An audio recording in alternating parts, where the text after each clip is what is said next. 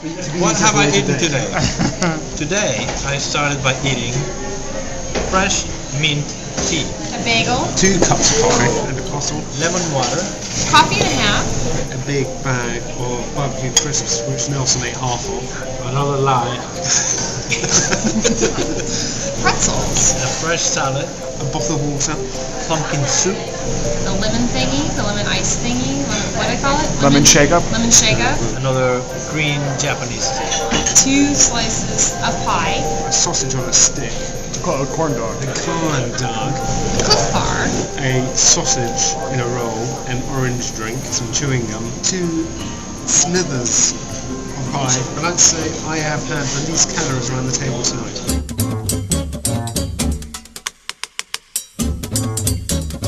Over 10,000 miles.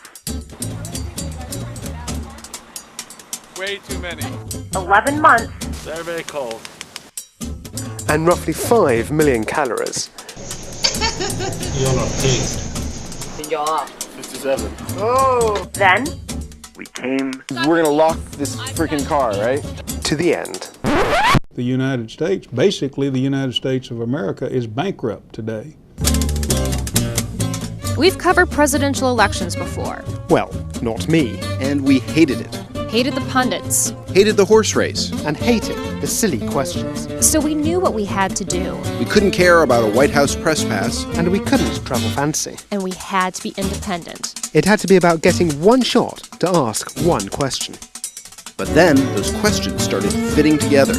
I'm Michelle Mitchell. I'm Mark Huntley. I'm Ed Head. And this is Common Sense.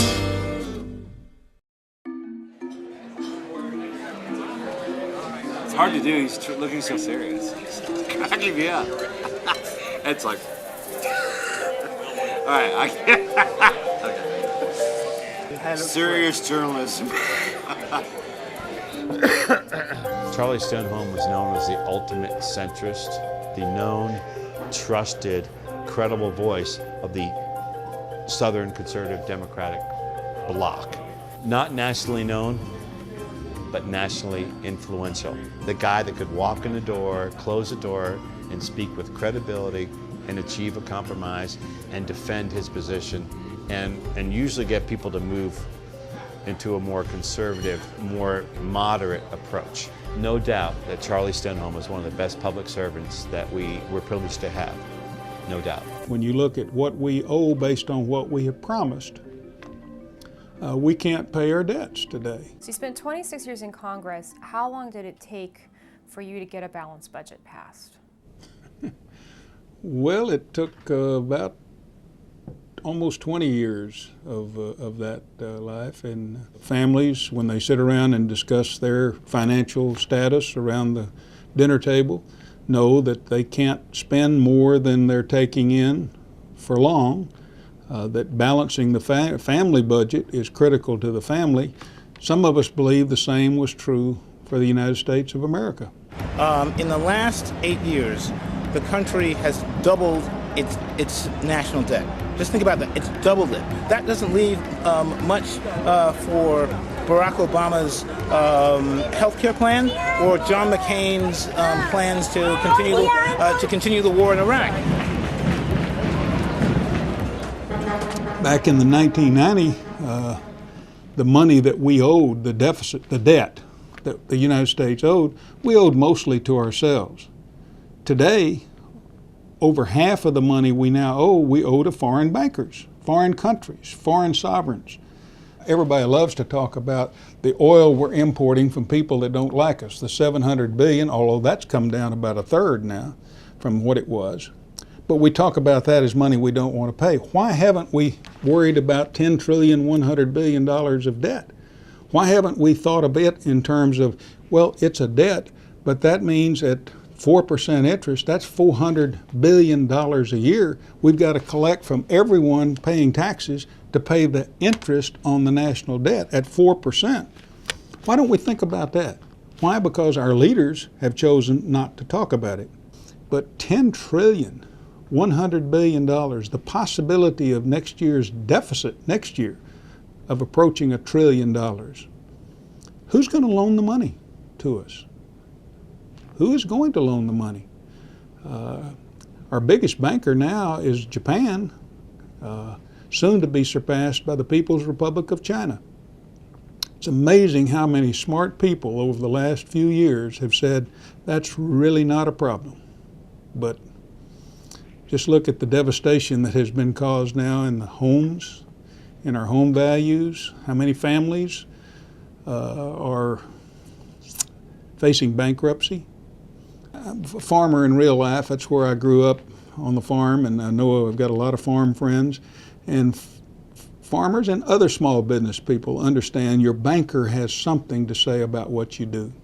If your financial statement is not in pretty good shape, you can't buy that farm next door. You can't buy a new tractor. You may not get a new pickup truck this year because your banker says, no, Charlie, I'm sorry, I can't lend you the money. It's not in your best interest to lend it. Why anybody ever thought that our country was any different than that in the real world? But now we find out.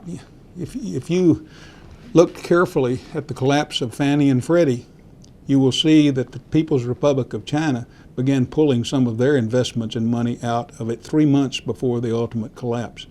So your banker is going to have something to say about what you do and you don't do.